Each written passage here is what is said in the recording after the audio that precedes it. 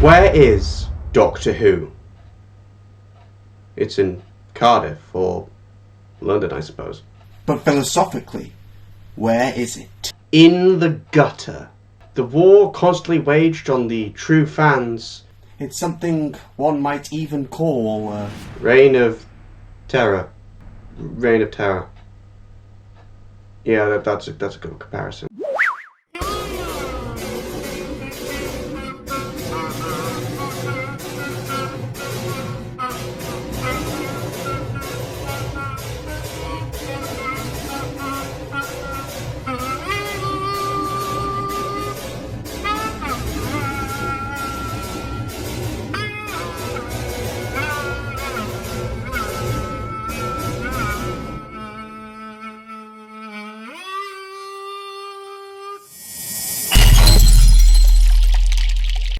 Isn't it a bit weird, the Doctor having a favourite period of history? I mean, aside from, of course, the present day and 1963. You'd think that'd be a golden opportunity for any writer, but it's mostly just used as an opportunity for Hartnell to do some cosplay.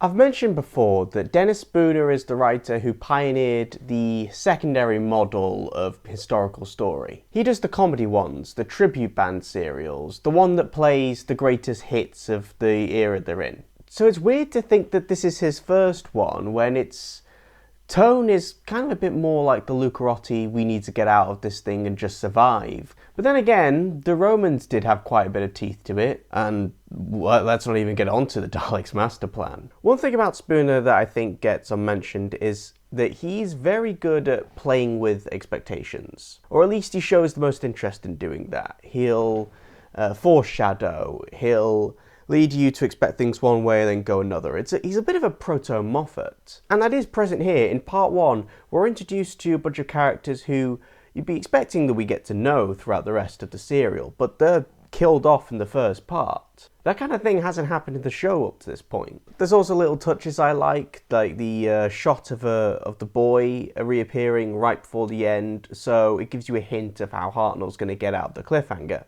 That said, I don't really care always for the pacing in his stories.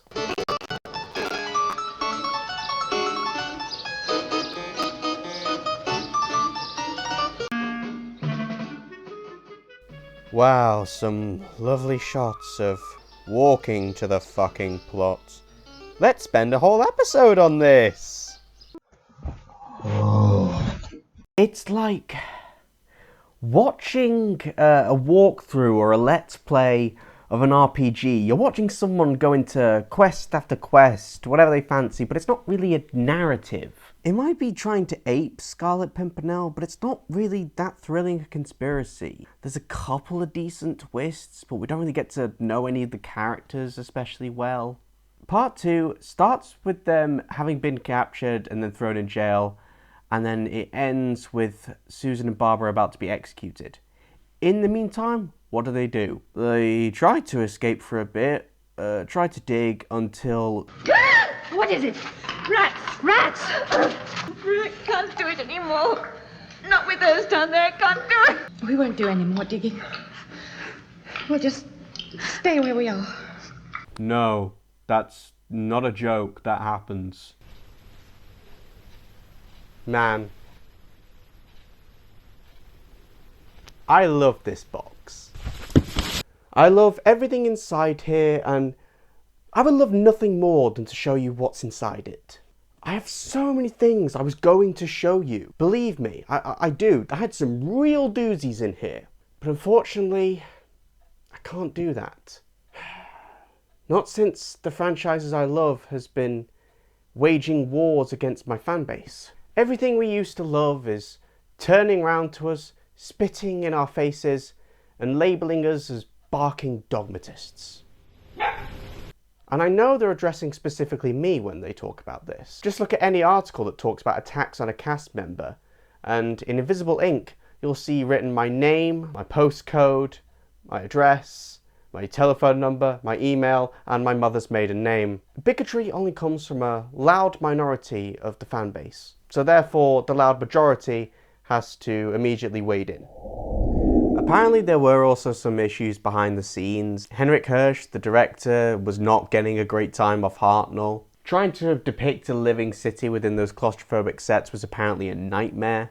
And the poor guy collapsed halfway through. I don't know how much of this chaos actually impacts what was aired, or whether I'm just trying to scapegoat me not connecting with the material that much. And the worst part is, this is all just a scapegoating tactic disguised from this. All the stuff that definitely exists. Instead, I have to address these accusations.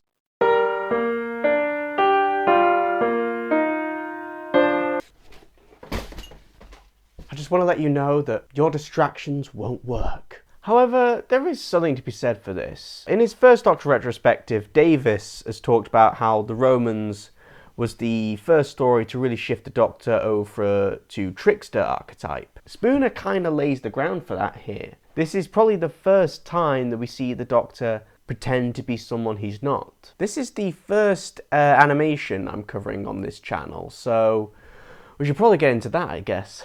I do appreciate how dark and kind of oily the art style is. I think they should have used something like it for Fury from the Deep. That said, there are a lot of cuts to cover up the wonkiness. There's some really uncanny effects by just how static the figures there are, but how much the mouth and lips are moving, and some of the art style doesn't really flatter some of the characters. Like Ian, I think looks great. Barbara, but I wouldn't mind another crack at it. Does anyone remember 2017? People subscribed in 2017. Thank you so much for watching, everyone. It feels really good to get stuck back into this format again. I took some time off to deal with exams, but now we're back to regular Hartnell output.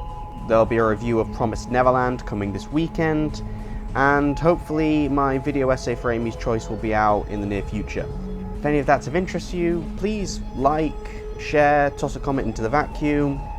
Love to hear your thoughts. I'm also trying to get to 1,000 subscribers by the end of the year. I've made the promise that if I achieve that goal, I'll wear this dress, so yeah.